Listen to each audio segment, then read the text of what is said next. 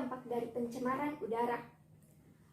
Menurut saya dampaknya yaitu bisa berskala mikro dan makro. Pada skala mikro yaitu yang pertama dampaknya berdampak pada kesehatan ya, seperti tubuh kekurangan oksigen, menjadi lemas sehingga berlangsung lama dan dapat menyebabkan kematian. Kalau yang kedua itu dampak skala makro ya, seperti terjadinya fenomena hujan, efek rumah kaca, dan penipisan lapisan ozon.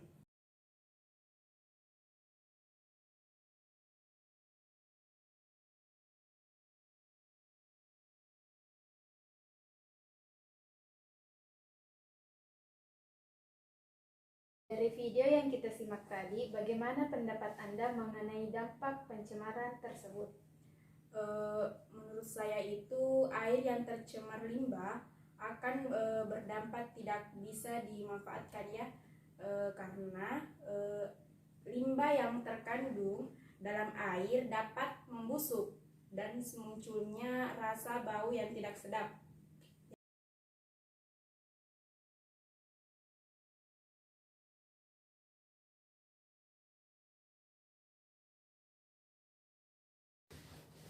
Baik, seperti yang telah kita saksikan di video tadi, menurut Anda bagaimanakah dampak dari pencemaran tanah?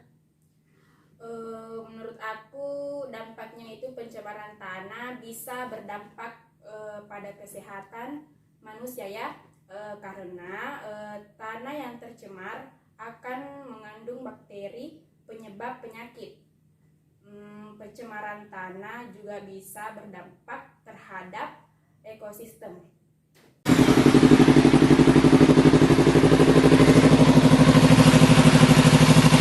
Dilihat dari pencemaran suara, menurut Anda bagaimana dampak dari pencemaran tersebut? Menurut saya dampaknya itu yang pertama dapat mengganggu seseorang untuk berkomunikasi. Yang kedua mengganggu seseorang untuk tidur. Yang ketiga dapat menurunkan produktivitas seseorang.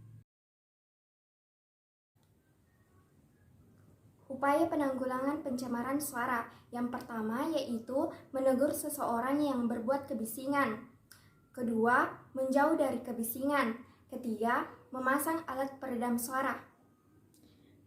Yang kedua, upaya penanggulan pencemaran air.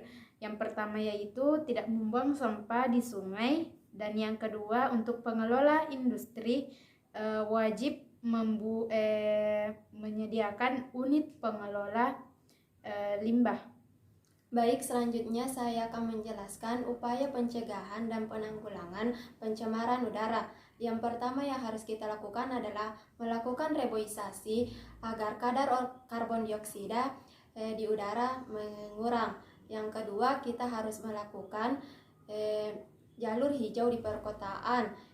Yang selanjutnya adalah penanggulangan dan pencegahan pencemaran tanah. Yang pertama yang harus kita lakukan adalah membuang sampah pada tempatnya. Yang kedua adalah memisahkan antara sampah plastik dan sampah non-plastik, atau bisa dikatakan sampah organik dan non-organik. Yang ketiga adalah kita harus melakukan pemilihan sampah yang plastik atau yang tidak bisa diurai untuk dilakukan daur ulang.